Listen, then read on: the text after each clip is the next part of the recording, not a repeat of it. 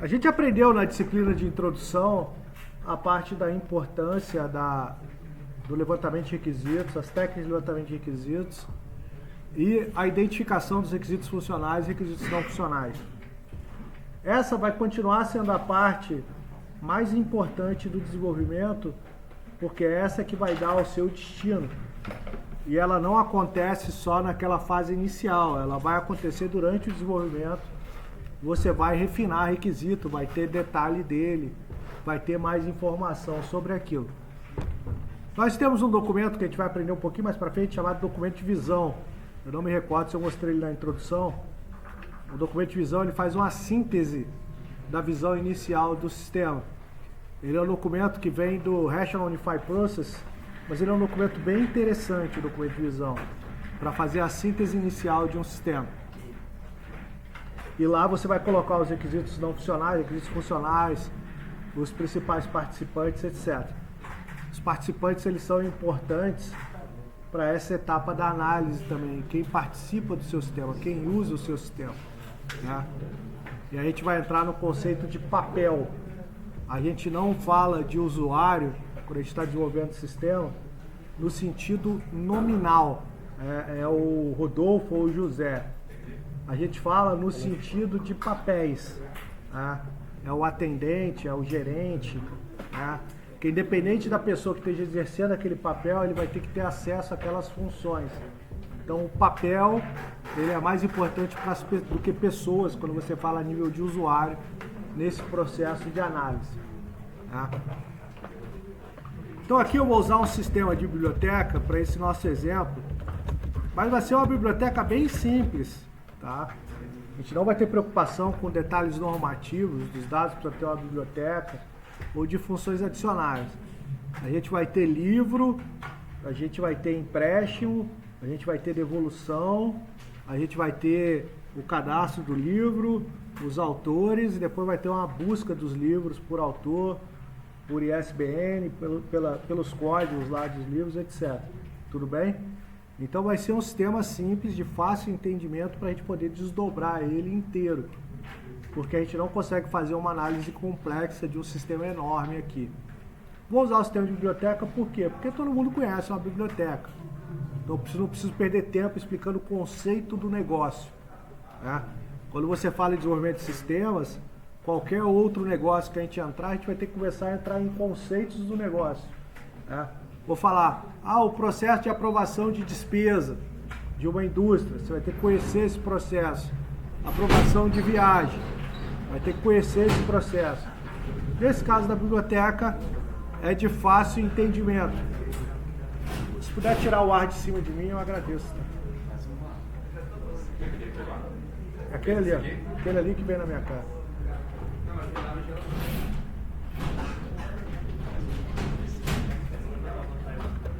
Então esse sistema está partindo do princípio que a gente já identificou os requisitos funcionais. Tudo bem? Já fez a análise dos requisitos. O que é isso? A gente já sabe quais funções que tem que ter, quais funcionalidades que tem que ter. Exatamente, quais são as necessidades do usuário. E na análise dos requisitos a gente identifica quais campos vão transitar, tá? Nesse processo. Então esse processo já aconteceu, a gente não vai fazer ele aqui.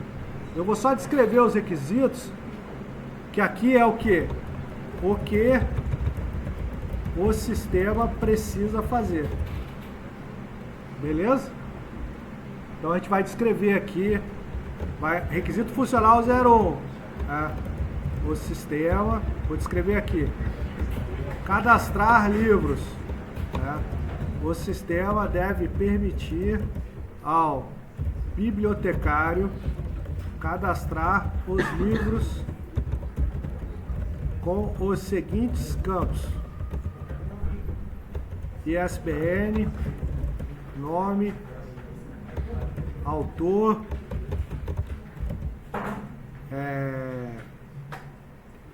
editora, edição,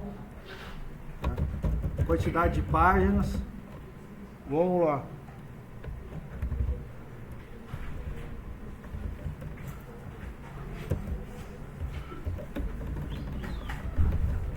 família, descrição, família aqui eu vou mudar por gênero.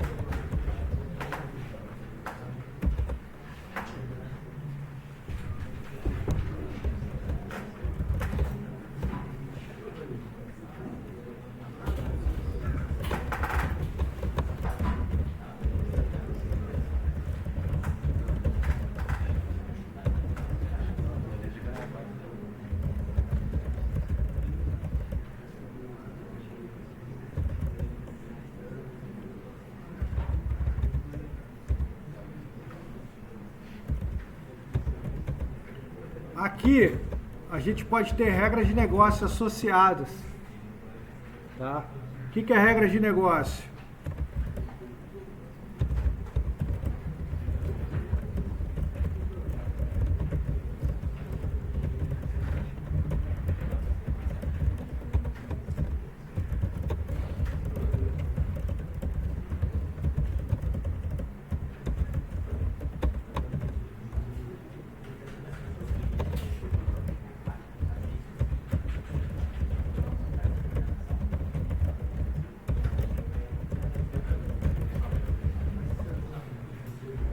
O que é isso aqui? Isso aqui a gente começa a entrar nessas regras de negócio. Lembra dos requisitos não funcionais? Requisitos de segurança, de qualidade. A gente começa a detalhar aquilo ali e como a funcionalidade deve funcionar. Né? São as regras de negócio associadas. Aqui no processo de análise, ó, você descobre o seguinte, que para esse requisito funcional 01 fazer sentido, você vai precisar ter o quê? Um cadastro de gênero, um cadastro de autor e um cadastro de editora. Para você só relacionar lá o livro com o gênero, os autores do livro e a editora. Então você, no seu processo de análise, você descobre que você vai precisar de um cadastrar gênero,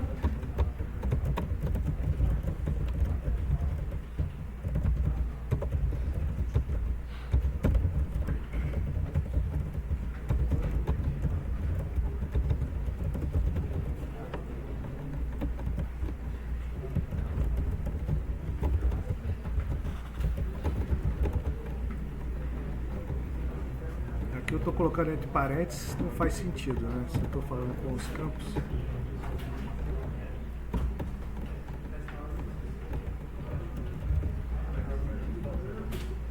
Por que no processo de análise é importante a gente identificar os campos? Que é o processo de análise de requisitos, que é onde a gente está identificando quais são os dados que vão transitar no nosso sistema. Isso faz parte do processo de análise de requisitos. No levantamento de requisitos você descobre a necessidade. O de análise de requisitos você começa a pensar nos dados que vão transitar. Isso aqui vai se desdobrar nos diagramas que a gente fizer, essas informações.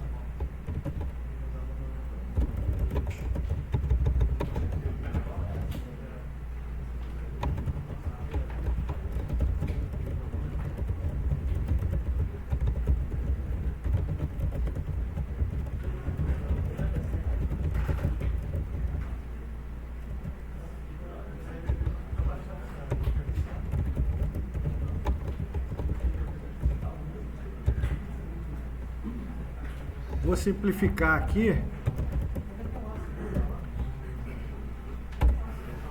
Pessoal, aqui tem uma outra coisa a qual eu discordo dos puristas, né? Se você pegar qualquer livro de modelagem de classe, por exemplo, os puristas vão falar que toda classe precisa de um ID e aí cria o campo ID na classe, né? Isso aí vem do entendimento para mostrar que é diferente da modelagem de tabela, sabe? Uma besteira sem tamanho. Toda classe, assim como toda tabela, vai precisar ter um campo que vai identificar unicamente o objeto. Seria, em outras palavras, a chave primária que você tem na tabela, você vai precisar também ter na sua classe. Os puristas não gostam de usar esses termos e desfazem essa associação como se fossem coisas completamente diferentes, e não são. O diagrama de classe, ele é uma evolução do diagrama de entidade e relacionamento. Tá? Na história, inclusive, diz isso, que o diagrama que serviu como base para fazer o diagrama de classe foi o diagrama de entidade e relacionamento. O cara que idealizou esse diagrama e que levou para o Object Management Group, que regularizou o ML, por aí vai, ele levou com a ideia do ID exatamente para você não ter uma classe que não tenha o campo ID, assim como você não pode ter uma tabela que não tenha a chave primária. Então, não se apeguem a esse puritanismo que alguns livros pregam. Se apeguem na finalidade de ter o identificador único. É isso. Ah, professor, mas você foge da teoria? Sim. Em alguns casos é importante que a gente conheça a aplicação prática e entenda como isso funciona. Nem toda teoria é boa.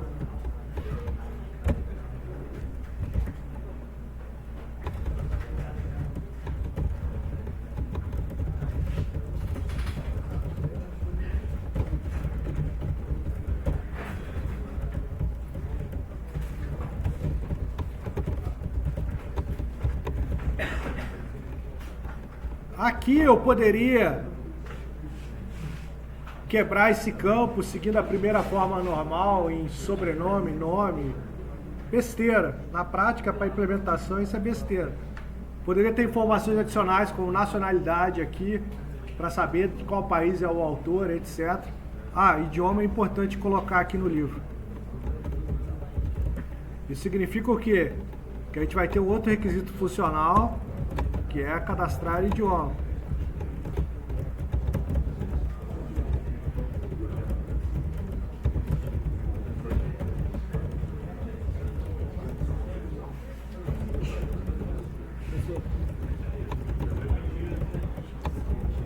Fala. É mais fácil ter um requisito funcional que você cadastrar dados. Não. Vocês lembram, esse é um erro muito comum que o analista iniciante comete, sabe? Tipo, criar um cadastrar dados e achar que todos os dados vão estar nesse cadastro. Pessoal, vocês lembram dos fatores de qualidade de requisito que foi passado no primeiro ano? Ele tem que ser claro, ele tem que ser completo, ele tem que ser coeso, ele tem que ser consistente. Ou seja, ele tem que dizer exatamente o que ele é. Você não pode ter requisitos genéricos no seu sistema. Porque senão você poderia ter a descrição de qualquer sistema como o sistema deve controlar dados. Todo sistema deve controlar dados. Então a gente tem que ser específico, o tiro tem que ser certeiro. Você tem que dizer exatamente o que você vai fazer, qual dado você vai controlar, porque você vai precisar disso para você continuar a sua análise. Beleza? Mas esse é um erro comum, tá? A gente comete esse erro no início da nossa carreira mesmo. Inclusive criamos tabelas de dados base, onde você cria lá o tipo, e é código e nome, tem um tipo lá. Depois, para você fazer qualquer coisa com essa tabela, é um nojo no seu programa. Você vai ter que dar select separando o tipo para você fazer. Existe perda de performance, perda da qualidade. O dado começa a se especializar com campos diferentes para o tipo de dado que você vai precisar. Aí você começa a ter campos inúteis na tabela. As suas relações não vão ficar boas e por aí vai. Então a gente tem que ter o cuidado de cada conjunto de dados representar o dado para o seu fim. É isso. Beleza? Então vamos lá. Vamos ver se a gente tem o sistema de biblioteca aqui. Emprestar livro. Emprestar livro. O sistema vai permitir ao atendente emprestar livro ao público geral. E aqui a gente tem que ter o último requisito funcional, eu acho. Não sei, pode ser que apareça mais. É importante a gente entender que é isso mesmo, tá? O processo de análise é um processo que você vai pensando sobre o problema e vai complementando. Você não nasce com o conhecimento inteiro do problema na sua cabeça. Toda vez que você for conversar com o usuário, que você especializar o seu entendimento, você vai mudar a sua análise. E é assim mesmo. O que acontece quando a gente é um analista inexperiente? A gente começa a ficar com raiva do usuário, que aparece com demanda nova. Na verdade, a demanda não é nova. Você que não entendeu a primeira vez a demanda completa. É isso. Tá? Você está tratando como, pô, ele não sabe o que quer. Não, você não sabia o que ele queria. E talvez ele também não. Ele foi aprendendo junto com você. E tudo bem, é assim mesmo. É isso que a gente tem que entender. É devolver livro. Aí aqui do que eu chamei ele lá na frente? Público. o público, né? Vamos chamar aqui a pessoa, devolverá o livro, vírgula, com as seguintes informações. Aqui só para complementar, né? Data de entrega, livro, né? E se atrasado, pagamento. Aqui tem uma regra funcional nova que a gente vai colocar aqui, RN04, que é o seguinte: se a pessoa tiver dívida, não pode pegar emprestado. Show? Se eu estou falando que eu tenho pessoa, então eu tenho que ter aqui um RF08, cadastrar pessoa, né? O atendente cadastrará, eu gosto sempre de escrever, o sistema deve permitir ao atendente cadastrar as pessoas que poderão pegar livros emprestados, né? Como aqui eu tenho um controle de usuários, porque eu tenho atendente, eu tenho bibliotecário com funções diferentes, eu vou precisar de um controle de usuário, que é diferente disso aqui. Isso aqui é um recurso funcional que nasce da necessidade do sistema. Beleza? Ou seja, você vai precisar da pessoa que vai ter uma ação de negócio. O cadastro de usuário, ele é fruto de requisito não funcional. Por que ele é fruto de requisito não funcional? Porque você vai precisar fazer um controle de segurança do seu sistema, quem vai poder fazer o quê? Ele vira um requisito funcional, mas ele não é fruto de necessidade de negócio. Ele é fruto de necessidade de segurança. E você não deve misturar, esse é um erro muito comum que a gente comete, né? Dados de negócio com dados de sistema.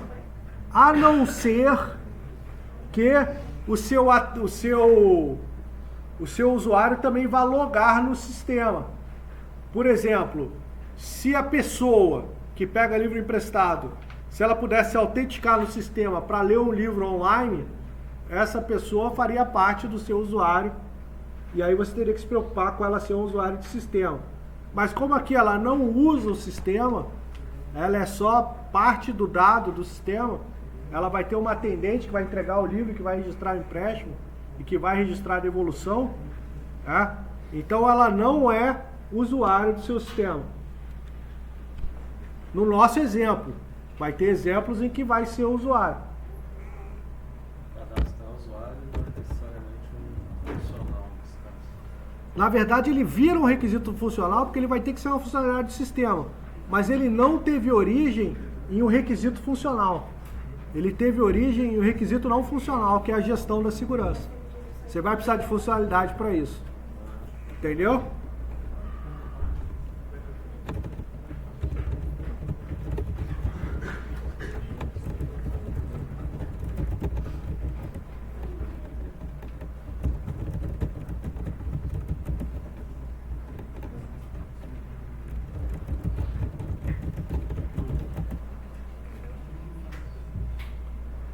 Aí você pode ter aqui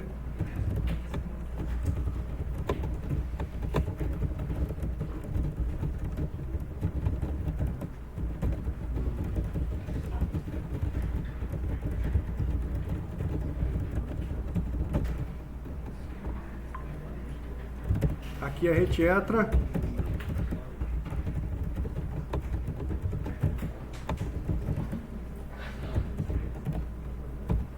ou só e-mail e nome.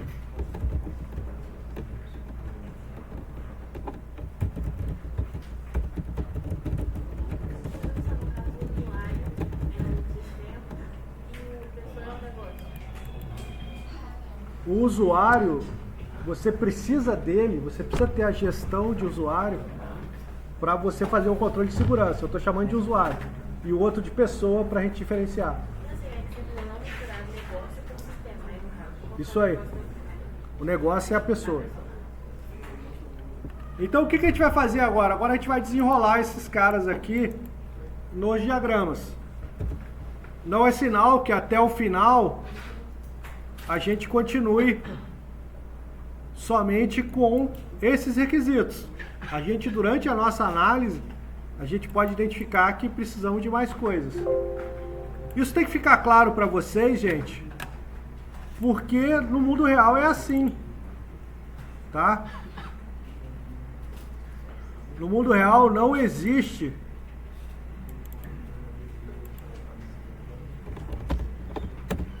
essa coisa sólida, né? Que você começou, já descreveu aqui e está fechado. Não. Você, durante o seu processo, você vai aprender, vai melhorar e vai mudar isso aqui. É assim que funciona. Então agora, a gente vai para o nosso primeiro diagrama.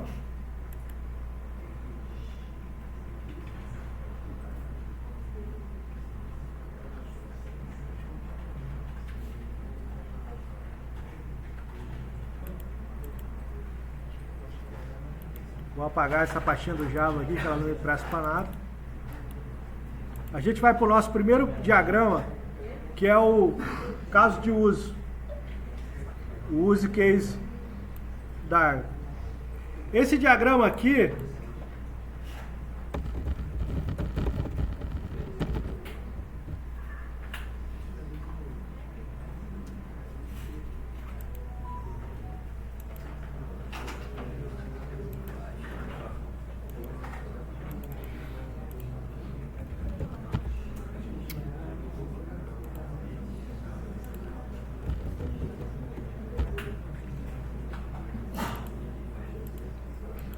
Esse diagrama aqui é um refinamento do requisito funcional, onde a gente vai dar uma visão daquela primeira camada da casca de cebola, das nossas classes de fronteira, como é que elas vão ficar.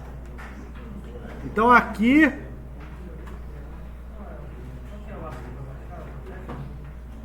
eu acho que só tem o professional agora, né? Que você tem que entrar com a licença de estudante lá. Quê? Só o ML, só o ML. Eu só preciso desse. A versão que eu tenho aqui é na época que ainda tinha community, que era gratuito. Aqui, me atende perfeitamente.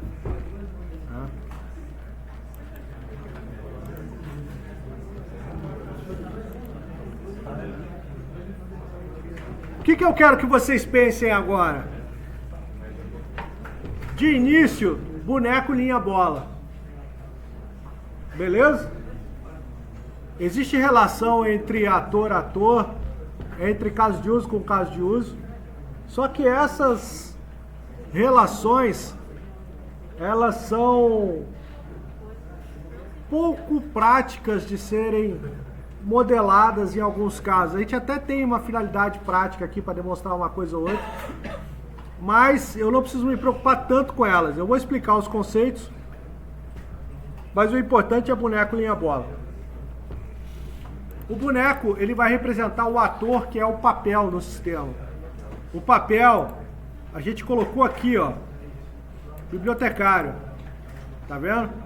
Então eu vou ter o cara aqui chamado bibliotecário. Beleza? O ator bibliotecário. A partir de agora eu chamo esse cara de ator. Ele tem um papel no meu sistema. Então, o ator bibliotecário. Quando eu for desenhar no papel um ator em alguma prova, em alguma entrevista, o boneco é desse jeito mesmo. É um boneco que você aprende lá no seu CA mesmo, só camisinha. Não é para colocar mãozinha, não é para vestir ele com roupinha. Esse é o estereótipo de ator. Beleza? A bola é o caso de uso, tá? O caso de uso, a gente tem a seguinte regra: ele sempre tem que começar com o verbo no infinitivo. Ar, ir. Beleza? Todo verbo no infinitivo, ele é terminado com ar, ou ou ir. Se a primeira palavra que você escolheu não termina com isso, não está no infinitivo. Show? Então aqui, ó, cadastrar livros.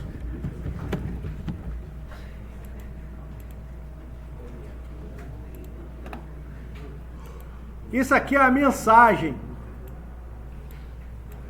A mensagem de interação. A definição de interação é o seguinte, que existe uma comunicação ou unidirecional ou bidirecional. Eu já vi autores fazendo assim, ó.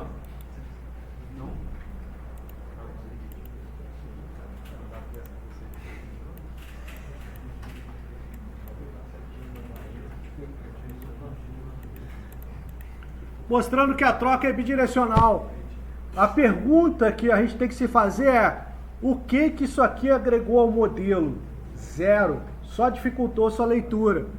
Então você só vai usar o sentido quando ela for unidirecional.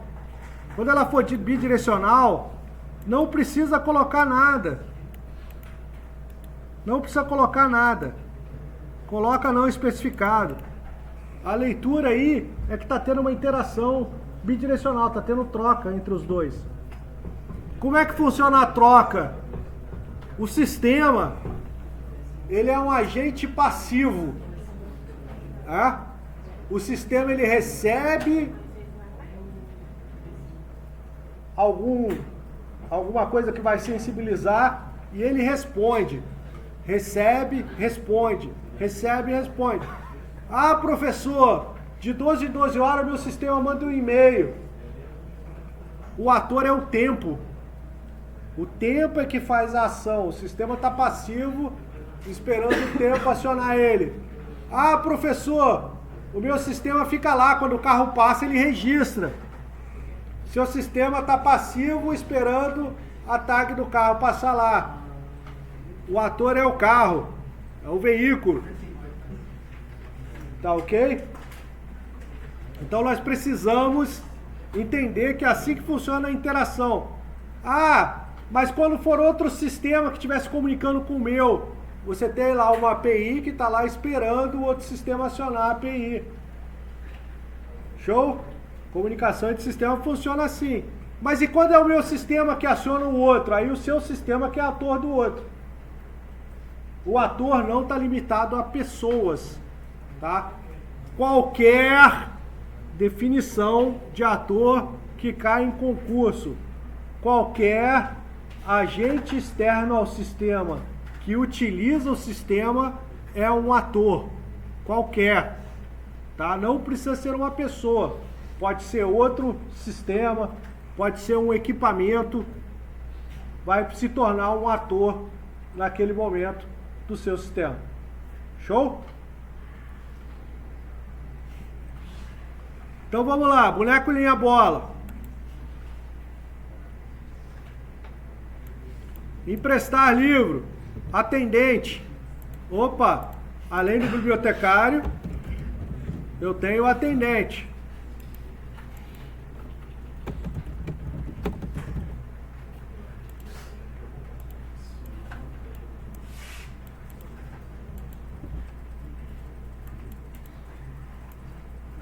Isso é regra de negócio, ó. Isso vai estar descrito em outro lugar.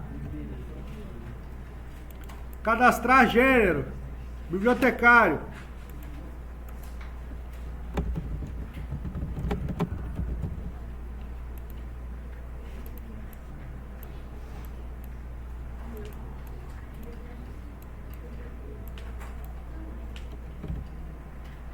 Cadastrar autor.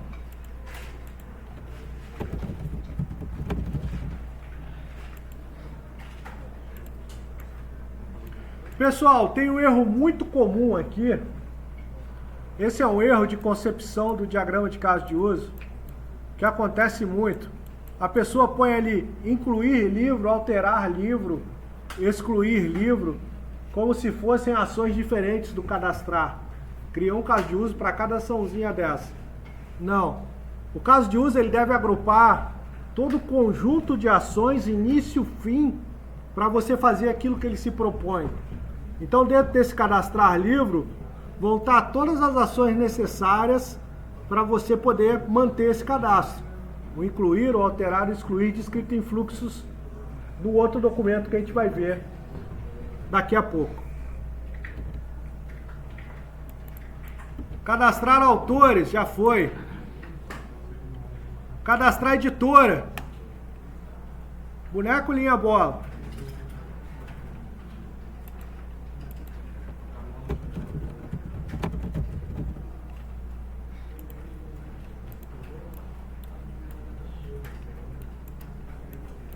Que legal, ele arrastou. E não volta.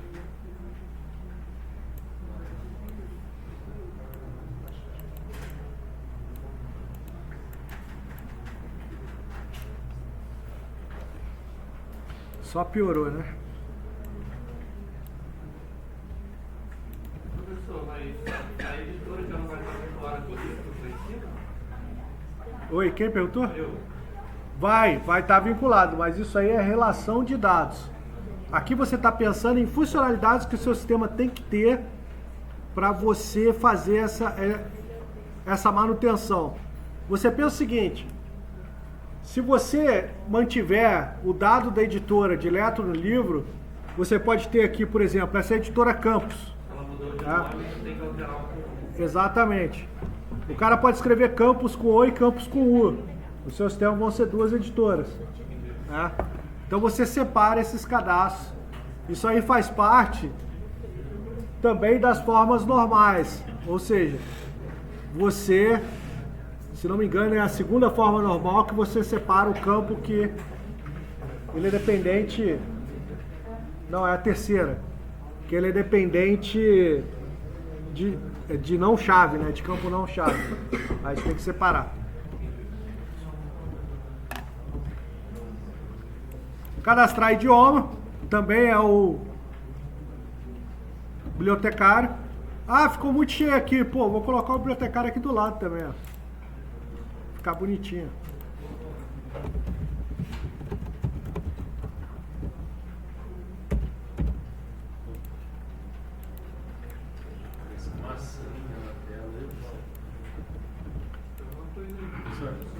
Apareceu um negócio de senha na tela.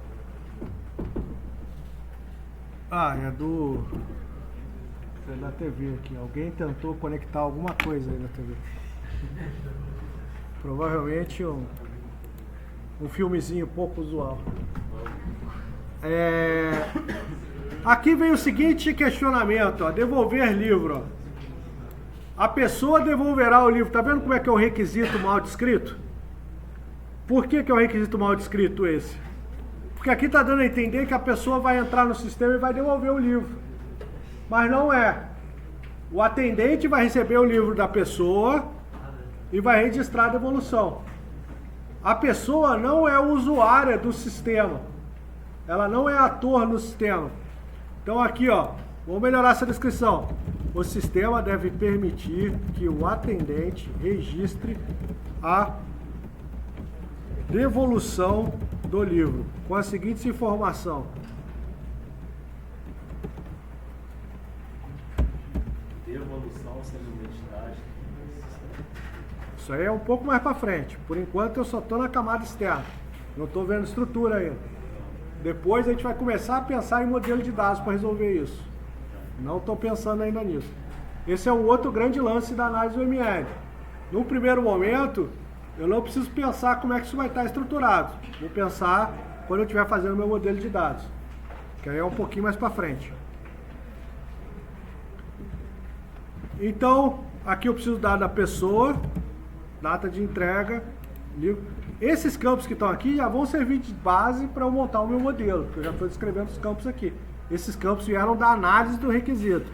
A etapa em que o analista sentou lá com os requisitos e começou a pensar: pô, quais dados que tem? Pegou o formulário em papel, anotou, né? Como ele faz isso em papel hoje, como ele usa na planilha de Excel, e começou a modelar isso na cabeça dele, começou a fazer a análise na cabeça dele.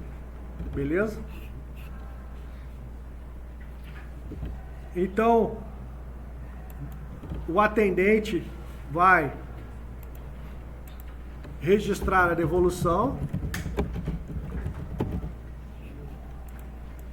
né?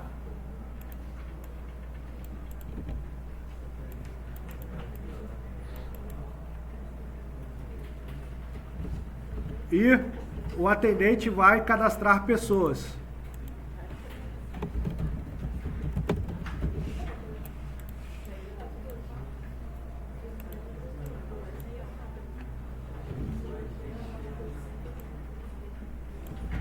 Aí a gente tem o administrador aqui.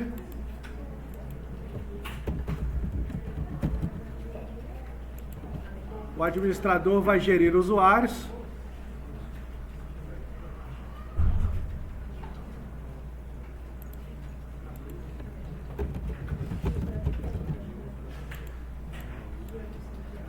Aqui tem uma situação que é interessante, que a gente tem um recurso que todos os atores podem utilizar, não podem? Recuperar a senha. Então aqui eu vou utilizar a herança.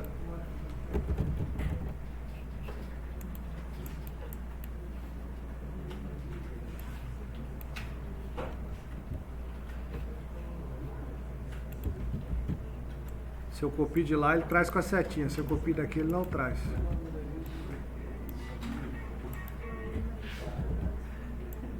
A gente está criando um usuário chamado usuário,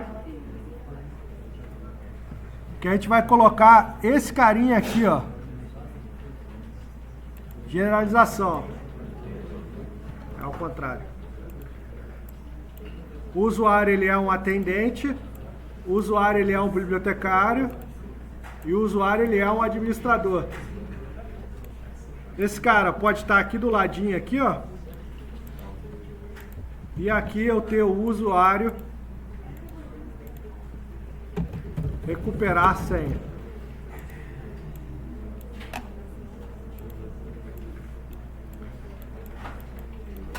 Uma das grandes habilidades dos modelos é dizer muito com pouco.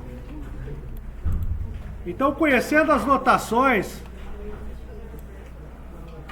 você já consegue entender que esse usuário ele pode ser esses três caras aqui e que esses três caras aqui vão ter acesso a recuperar a senha. Beleza? Esse sistema seria de uma biblioteca física ou uma biblioteca online? Biblioteca física. Físico. Você vai pegar livro físico. Para fazer sentido, o atendente está lá. Se fosse online, seria o sistema que ia fazer. Não, aí seria o próprio cara que pegaria o empréstimo. Ele seria ator do sistema. Professor, você botou dois bibliotecários, eles são o mesmo ator? É o mesmo ator. Eu só coloquei aqui para organizar. Tá? Para ele ficar fácil de você entender aqui, porque senão vai ficar muito de um lado só. Eu coloquei esse quadrado aí para representar que o ator está fora do sistema e os casos de uso já pertencem ao sistema, tá? O sistema não é ator dele mesmo, tá bom, gente? O sistema é o todo. Então você não vai ter, por exemplo, o ator sistema aqui fazendo a operação, porque por definição o ator ele tem que ser fora sistema. Ele tem que ser um ente fora do sistema. É isso. Beleza? E aí incorre um erro de implementação que acontece muito. Que é qual? Ah, eu tenho lá 3 bancos de dados, um de cada sistema. E aí eu preciso de um dado de outro sistema. O meu sistema vai ser ator nesse outro sistema. E aí eu consulto direto a base de dados. Não é assim que funciona. Tá? Você teria que ter um caso de uso ali, que seria uma API, um web service, que você faria uso desse web service para ele ser, esse web service ser o caso de uso do outro sistema. E você nunca acessar direto a base de dados achando que você está sendo ator de outro sistema. A partir do momento que você acessou direto a base de dados, aquela base de dados passou a fazer parte do seu conjunto de dados do seu sistema. Passou a ser seu sistema. Então o seu sistema não é ator naquele outro sistema. Conceitualmente é. Porque você viola qualquer regra de negócio acessando direto a base de dados. Você não tem uma regra de negócio que está sendo gerenciada pelo caso de uso ou pela API. Para comunicação entre sistemas, não estou dizendo que não funcione, são coisas diferentes. Estou dizendo que conceitualmente, se você quer fazer integração entre sistemas, você precisa ter uma camada no meio, que pertença ao outro sistema. E ele vai gerenciar. Não, não. O seu sistema passa a ser ator daquele caso de uso. Porque ele é externo àquele sistema e ele está usando aquele sistema. Entendeu? É assim que se faz comunicação entre sistemas. E é por isso que, por exemplo, você consegue integrar o seu sistema com a operadora de cartão. Ela te entrega o conjunto de bibliotecas dela, você usa um token seu, você consegue se conectar no sistema dela através da interface que ela fornece. O seu sistema passa a ser ator do sistema de cartão de crédito que permite você se conectar.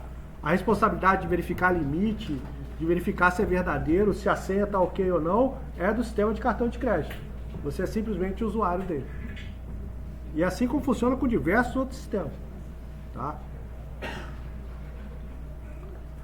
Então, integração entre sistemas tem que ter uma camada no meio, que vai ser o caso de uso desse sistema com o seu sistema, que hoje em dia está muito na moda a API REST, para você fazer essa comunicação. Mas já teve momentos da vida que foi Web Service, por exemplo, era essa parte, Web Service, integração. E tem alguns casos até que usavam portas específicas para integração. Você tinha que abrir um canal com essa porta e fazer a comunicação. Hoje em dia isso não é mais usado para as coisas modernas. Então aqui, se a gente olhar esse sistema, imagina o seguinte, você vai conversar com o seu usuário. Você vai ter uma conversa de alto nível, sem detalhar como vai funcionar as coisas ainda.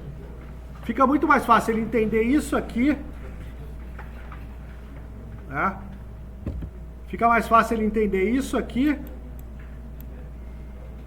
ou isso aqui.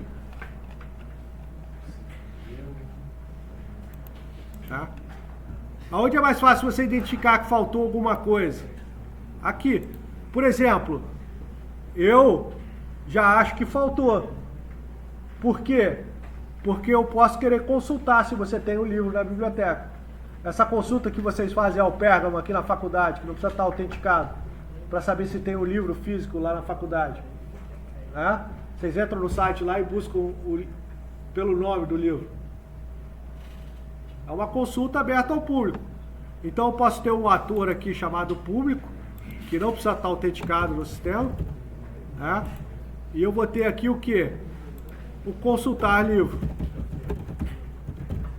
Observe o seguinte, que isso pode aumentar de acordo com o que o cara vai olhando. Pô, mas seria legal se o cara também pudesse reservar o livro. Saber se o livro está emprestado ou não, se ele pode reservar. Aí você começa a ter que colocar ele como usuário, começa a ter que criar o controle de reserva. Ou seja, o sistema pode crescer indefinidamente de acordo com as suas ideias. A gente tem que fechar o escopo, senão a gente faz um sistema que não vai ter uso, que não vai ter fim aqui. Então a gente vai fechar o escopo nisso. Esse é o nosso sistema. Tem uma definição que eu considero a definição mais legal sobre sistemas e atendimento ao usuário, sabe? O seu usuário está feliz quando ele tem 100% das necessidades dele atendido. E esse 100% das necessidades não é a mesma para dois tipos de negócio igual, por exemplo, a biblioteca daqui e a biblioteca da UBM. São duas bibliotecas que têm necessidades diferentes e formas de controle diferentes e precisam de funções diferentes para funcionar. Então, essa é a grande dificuldade de fazer o desenvolvimento de sistemas. Você entender essa necessidade do 100%. E o 100% da nossa biblioteca é isso por enquanto. Para a gente não ficar ampliando com ideias. Porque é muito normal também o aluno, mas podia ter isso, podia ter aquilo, podia ter um monte de coisa adicional. Podia avisar por e-mail quando chega um livro novo, podia cadastrar nos gêneros que eu gosto para receber quando chega. Posso imaginar aqui um monte de coisa nova aqui. Mas não tem, podia ter resumo de capítulo, podia ter integração com o IA para montar resumo automático de capítulo para mim, quando eu quisesse ler, não é isso? Podia ter um monte de coisa adicional. Mas, na nossa biblioteca, só tem isso. Beleza? Pra gente não ficar divagando. Tá? Bem, o que eu recomendo no processo de análise? Que a gente comece sempre do mais simples, para que eu vá depois para os mais complexos. Tem gente que prefere começar do mais complexo.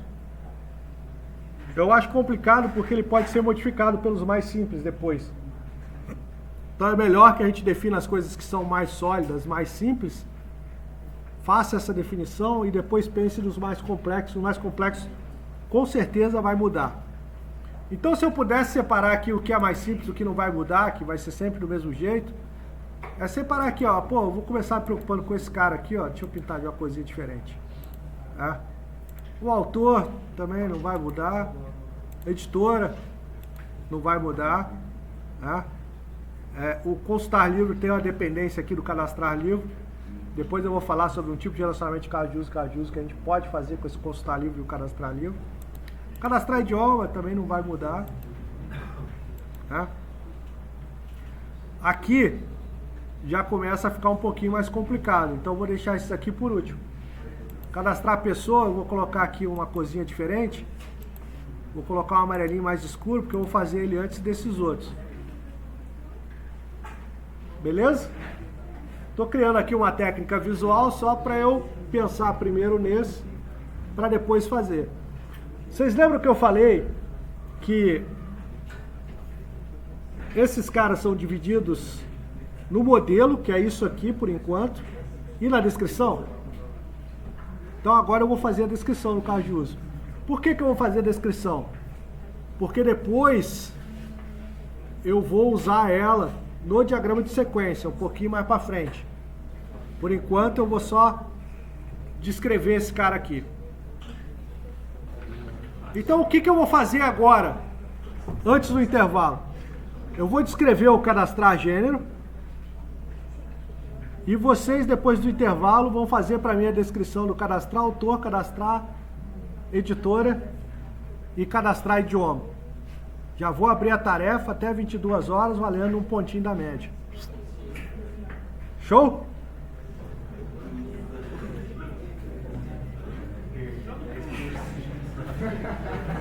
Por sinal, a lista de presença até o final do bimestre já está no site, tá? Até o final do ano, na verdade. Já tá lá.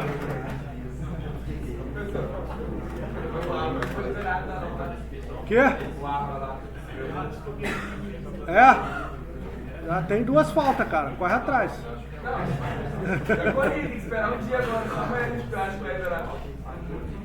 Já foi no NEAD lá falar com ele? Então olha só, eu posso fazer uma descrição discursiva, eu posso fazer uma descrição tabulada, né? Só que a gente vai usar a numerada. Beleza? Então vou fazer aqui o cadastrar gênero. Vou colocar aqui título bonitinho. Como é que o caso de uso é dividido? O caso de uso é dividido numa descrição sucinta, ator principal, ator secundário, tá? Pré-condição,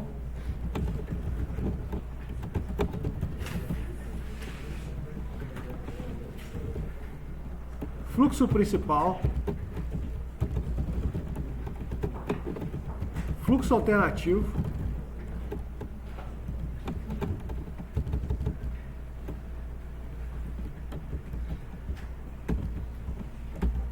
pós-condição,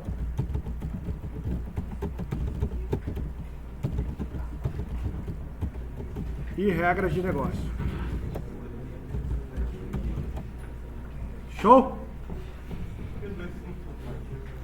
Pode ter quantos forem necessários. Eu coloquei 2 aqui que eu vou descrever. Então, essa descrição sucinta é para a gente entender do que se trata quem lê. Então vamos lá. Através dessa utilização ou desse caso de uso, vamos usar o termo, o ator bibliotecário poderá ler os dados do gênero, incluir, alterar ou excluir um gênero. Aqui a gente tem que pensar numa regra de negócio associada. Vai ser a primeira regra de negócio, então eu vou chamar ela de 01. Que é o quê? Não é permitido excluir um gênero que já tenha um livro cadastrado. Uma regra de negócio 02, todos os campos código e nome são obrigatórios. Beleza? Duas regrinhas de negócio aqui. Por quê? Quem for implementar esse caso de uso vai ter que se preocupar em atender essas regras de negócio. Qual que é o lance da regra de negócio? Elas são sequenciais para o sistema. Então aqui eu tenho duas, no próximo eu começo da 3. Beleza? Eu posso até separar isso num documento à parte. Criar um documento de regra de negócio e dizer a qual caso de uso pertence, para depois fazer um checklist para saber se elas estão implementadas mesmo. O bibliotecário lerá, né? Poderá ler é feio, né? Lerá. Isso aí é para cada ação daquele use case, né? Isso aí é para cada ação do use case, né? Cadastrar livro, cadastrar... Isso aqui é só o cadastro de gênero. Não, mas tipo assim, todas as ações lá daquele diagrama vão ter essas características aí. Vão ter. Esse aqui, essa é a descrição do caso de uso cadastrar gênero. Quando eu for salvar esse documento aqui, ó, eu vou salvar esse documento aqui. Você não explicar isso tudo? Vou explicar, calma. Vou mostrar para você como é que salva o documento. Ô, professor, com licença. Seguinte, eu estou tentando instalar o programa nesse computador, só que ele pede uma senha para instalação. Você tem que se cadastrar como usuário no site. Não, me refiro ao Windows. Ah, o Windows eu não sei, cara. Aí tem que ver com o rapazinho que veio aqui. Mas eu acho que já tem instalado nas máquinas, não tem não, o Astar? Vou pedir para instalar. Pode deixar.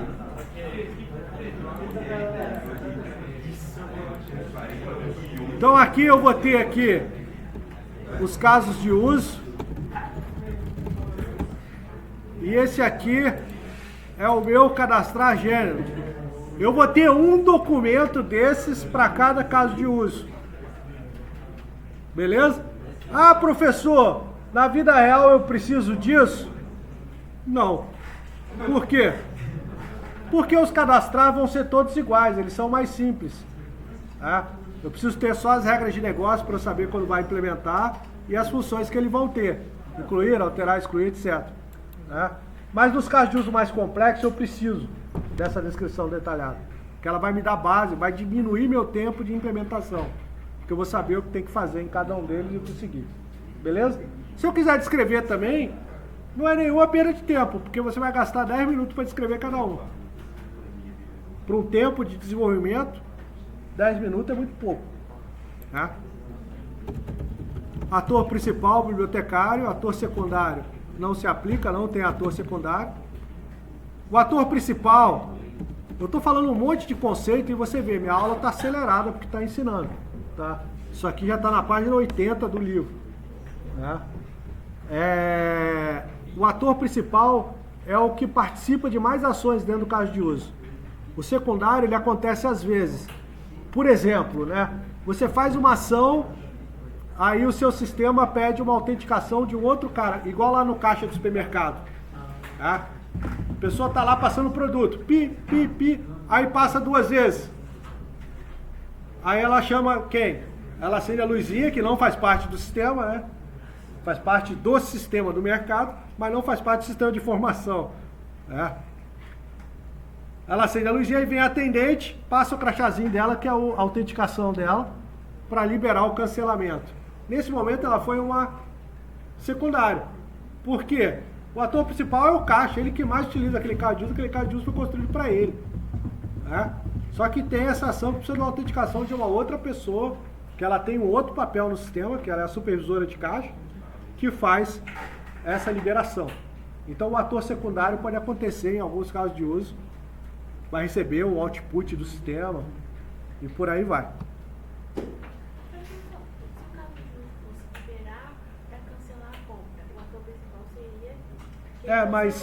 Mas não é, porque o caso de uso é registrar venda. Tudo que acontece no registro da venda faz parte do mesmo caso de uso.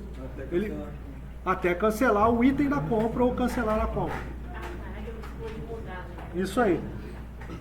É o mesmo caso de uso. A preocupação é a mesma. A função tem que ser escrita início e fim. Né? O registrar venda é todo o conjunto de ações que ele faz. Tem o fluxo principal, que é o quê? Passar a compra. Aí tem fluxos alternativos, que é registrar o pagamento, né? É um fluxo alternativo, registrar pagamento. Cancelar item é um fluxo alternativo. Então, no fluxo normal, no principal, é papá. Tudo que acontece em volta é alternativo. Pré-condição.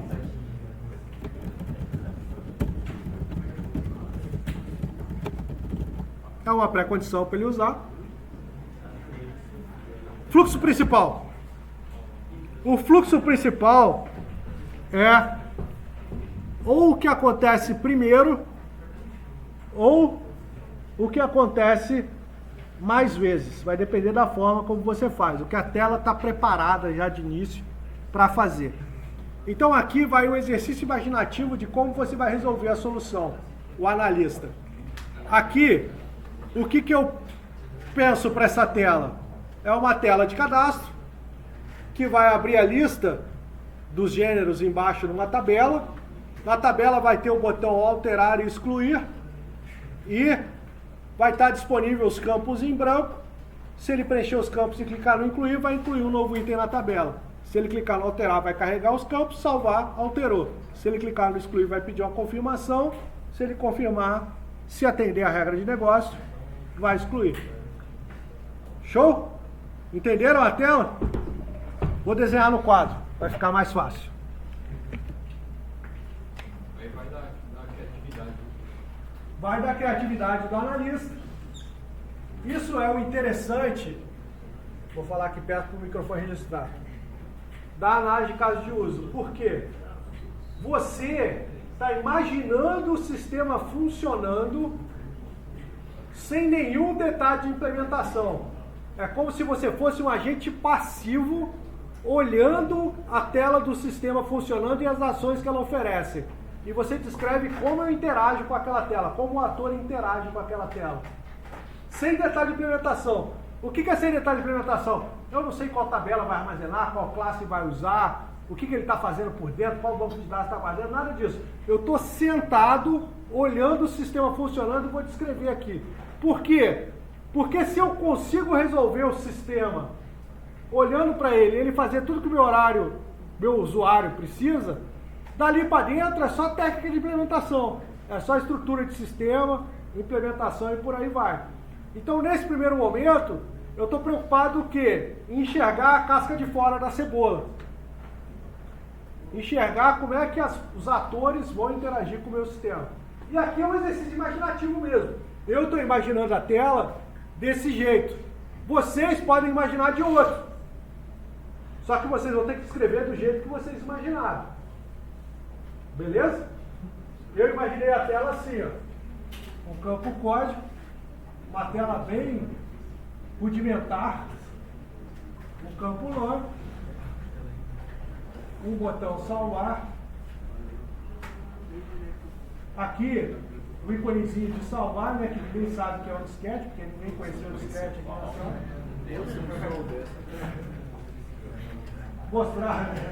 Mostrar o disquete para vocês vão falar assim, nossa, ele tem um ícone de salvar. Aqui uma tabela.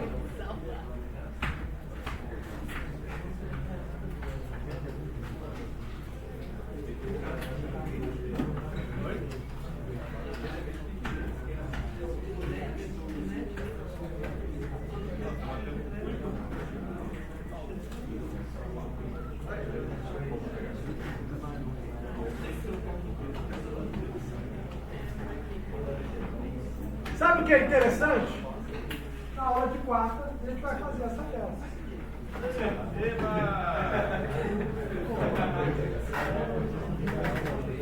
Só que não agora, né? Qual será que agora?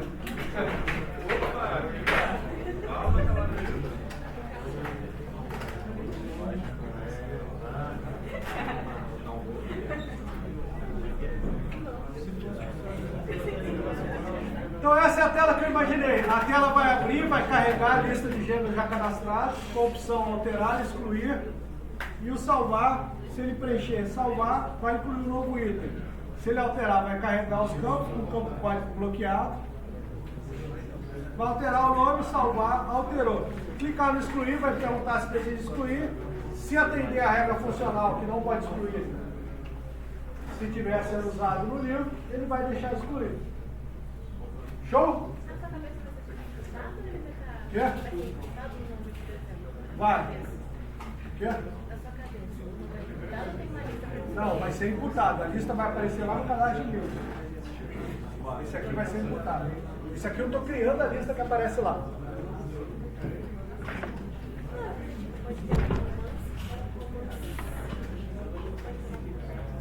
Então vamos lá. O fluxo principal ele vai ser numerado, tá? E ele é sempre da seguinte forma: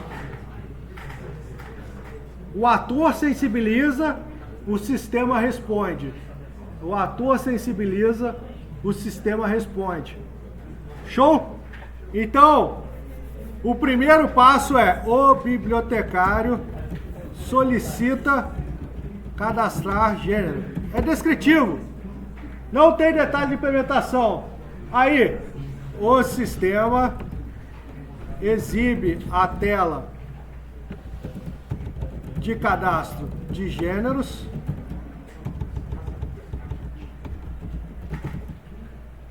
com uma tabela contendo a lista de gêneros previamente cadastrada e as opções incluir gênero, alterar gênero e excluir gênero.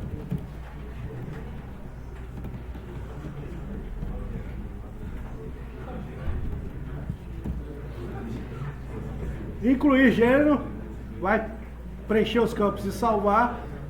Alterar gênero, clicar no botão alterar e salvar. E o outro. Passo 3, o bibliotecário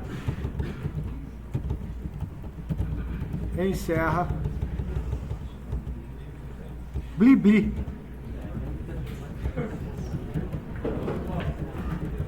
Eu não uso óculos à toa não, gente. Aqui é o seguinte, gente. Isso é conceitual. Tá? Observe o seguinte, o nosso fluxo principal, ele tem 3 passos. Tá? Ele tem aqui o 1, o 2 e o 3. E aí ele encerra. Isso.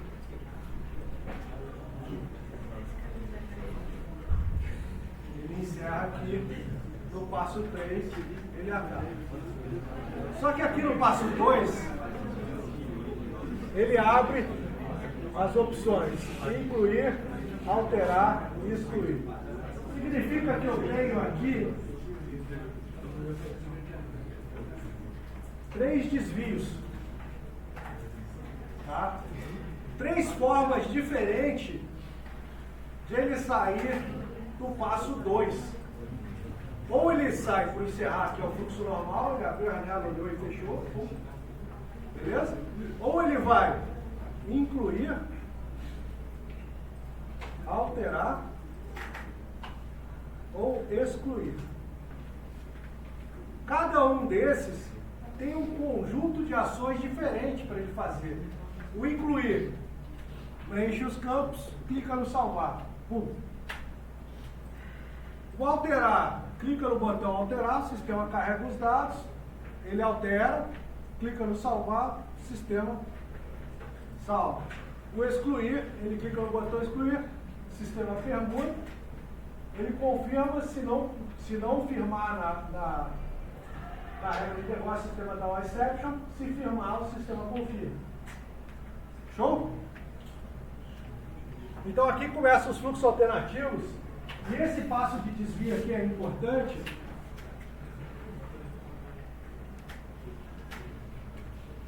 Porque aqui a gente vai colocar entre parênteses aqui, que é o passo em que a gente vai desviar, que é o fluxo alternativo. No passo 2, eu vou desviar para o incluir gênero. Os fluxos alternativos, eles são letrados, tá? O bibliotecário preenche os campos e clica no botão salvar. O sistema confirma os dados. O sistema inclui o novo gênero, recarrega a lista e retorna ao passo 2 do fluxo principal. Show? Ah, professor, e se ele incluir com o mesmo código? Eu podia ter uma regra de negócio 03 que não permite com o mesmo código. Aqui, ó.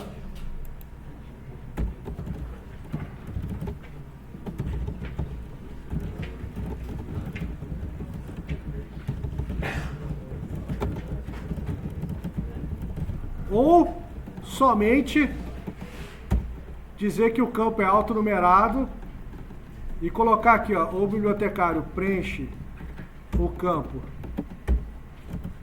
nome do gênero e clica no inclui o novo gênero, gerando o novo código, recarrega a lista e retorna ao passo 2 do fluxo principal. Então, existe só uma forma de você fazer isso? Não, você está imaginando como vai funcionar o seu sistema. É isso. No meu sistema ele autonumera. No seu você pode ter aquele gerenciamento com regra de negócio.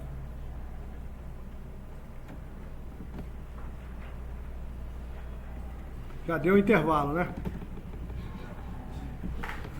Vamos lá, eu continuo depois do intervalo.